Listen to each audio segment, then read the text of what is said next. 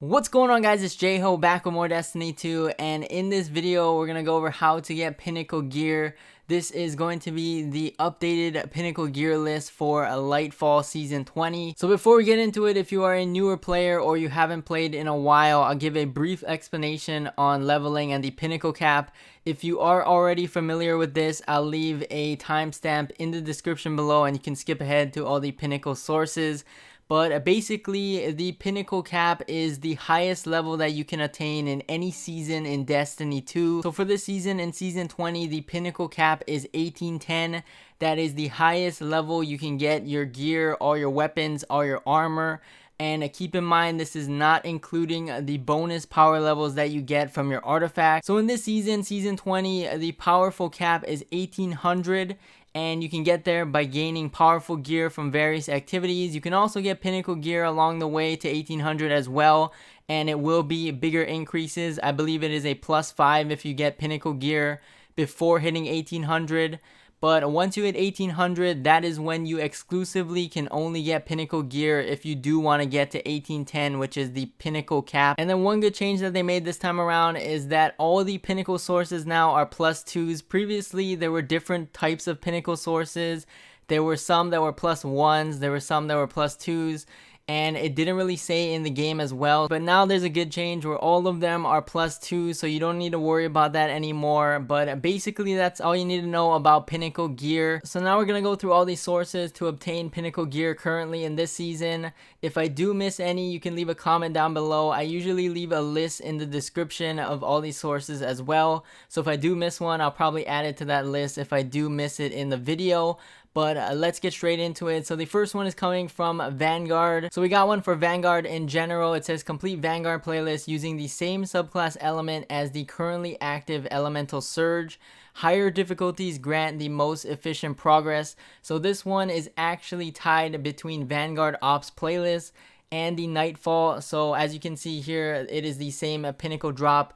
And so playing Nightfall will probably be the better option or more efficient option, because there is also another Pinnacle tied to the Nightfall, so you can kind of kill two birds with one stone. So for the Nightfall one, they did change it a little bit. It does say earn points by completing Nightfalls, but now you have to get 200k, and this is a total score, so you don't have to do it in one run specifically. You can do multiple runs, and as long as your total score after doing multiple strikes is 200k, you should get your Pinnacle drop after that. So I think doing this is probably the smarter way to do it, because you also get credit for the other Pinnacle Gear. And then moving through the core playlist, the next one is from Gambit. So pretty similar to how it used to be. It is just playing 3 matches of Gambit and then you get a Pinnacle drop. So pretty self-explanatory, pretty simple. And then moving on to Crucible, very similar to the Gambit one, just complete 3 matches as well. And it says complete matches in any playlist, so you can mix and match. As long as you complete 3, you should get your Pinnacle drop after completing your last one. And then moving on, we have Dares of Eternity once again. So this one, another Pinnacle source from before. Complete Dares of Eternity with a score of 250k or higher. So this one's similar to how it was previously as well. And then moving on to the next one, we have the most recent dungeon, Spire of the Watcher. So completing the Spire of the Watcher dungeon is also another source of Pinnacle Gear. And then moving on to more endgame PvE, we have the rotating dungeon of the week. So keep in mind that this one is going to be a different dungeon every week, and it's not going to be the same thing every single week.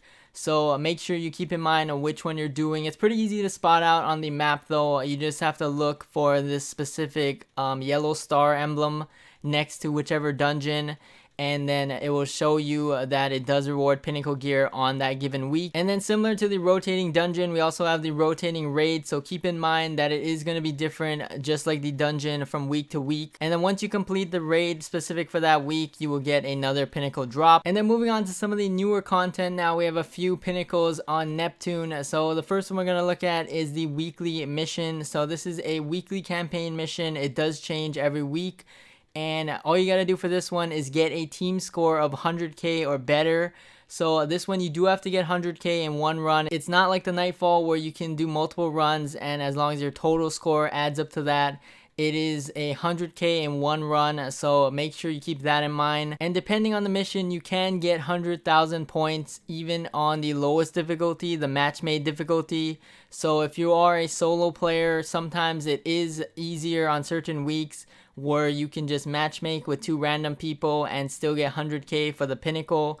So I think it's probably depending on which missions, because some missions probably have more enemies than others, and that's going to dictate how many points you can get in total.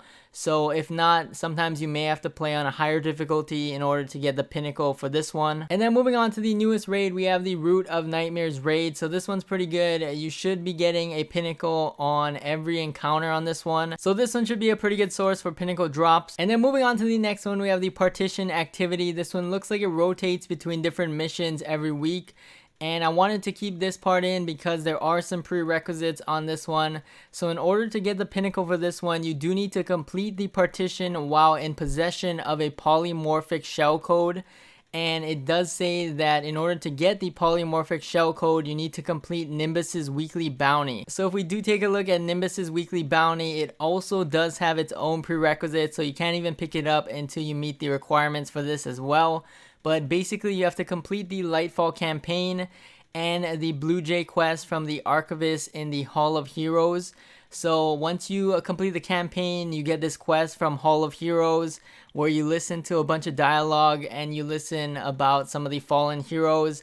Then you also have to do a few quests to restore some of the memorials.